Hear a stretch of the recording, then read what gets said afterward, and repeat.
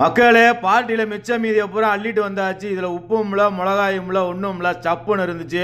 இருந்தாலும் பழனிசாமியில் இருக்கிற நோண்டி சதையெல்லாம் எடுத்தோம் அப்படின்னா விலை அதிகம்ல. இந்த மீனெல்லாம் இதெல்லாம் சும்மா கிடைக்குமா? சங்கி இறால்னு சொல்லுவாங்க. இதெல்லாம் நம்ம காசு கொடுத்து வாங்கி தின்னுக்கிருக்க முடியுமா? அதனால் உள்ளே இருக்க சதையெல்லாம் எடுத்து மீனில் முள் இல்லாத மில்லு தான் சாப்பிடுவாங்க. அதனால் வெங்காயம், பச்சை மிளகா, வெள்ளை பூண்டு நல்லா க்ளீன் பண்ணி கழுவி வச்சா ஜெம்புடு இருக்கும் பாருங்கள். ஒரு பாத்திரத்தில் எண்ணெயை ஊற்றி எண்ணெய் காஞ்சதுக்கப்புறம் வெங்காயம், பச்சை மிளகாய், இஞ்சி பூண்டு பேஸ்ட்டு, உப்பை போட்டு நல்லா வெங்காயம் வதங்கினதுக்கு அப்புறம் தான் இழுவைக்கு தகுந்த மாதிரி மிளகாத்தூள், மங்களகரமாக கவுச்சி அடிக்காமல் இருக்கிறதுக்கு மஞ்சத்தூளை போட்டு மசாலா பச்சை வாசனை போகணும். மசாலா பச்சை வாசனை போனதுக்கப்புறம் தான் நம்ம க்ளீன் பண்ணி வச்சுருக்கோம் பார்த்தீங்களா மீன், சங்கி இறாலோட கறி பகுதி எல்லாத்தையும் போட்டு நல்லா பச்சை வாசனை போனதுக்கப்புறம் நல்லா கொத்துன்னு கொத்தி மலைச்சார மாதிரி மல்லித்தலையும் மிளகு சீரக தூளையும் போட்டு இறக்கி சாப்பிட்டீங்கன்னா அருமையாக அட்டகாசமாக இருக்கும். கிளைமேக்ஸில் எலுமிச்சம்பழம் 2 சொட்டு புழிஞ்சுக்கோங்க.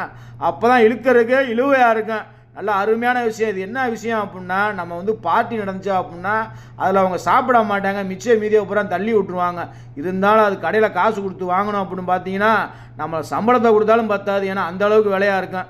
இருந்தாலும் கிடைக்கும் போது அனுபவிப்பானேன்னு அனுபவிச்சாச்சு. இந்த மீன்லாம் கிலோ 2000 3000 ஆகும். அந்த சங்கியரால் 2000 இருக்கும். நமக்கு ஒரு 7 கிடச்சிச்சு. நல்லா கூப்பு சோடா வச்சு போட்டு எரிஞ்சோம் அப்படின்னா அருமையாக அட்டகாசமாக இருக்கும் மக்களே.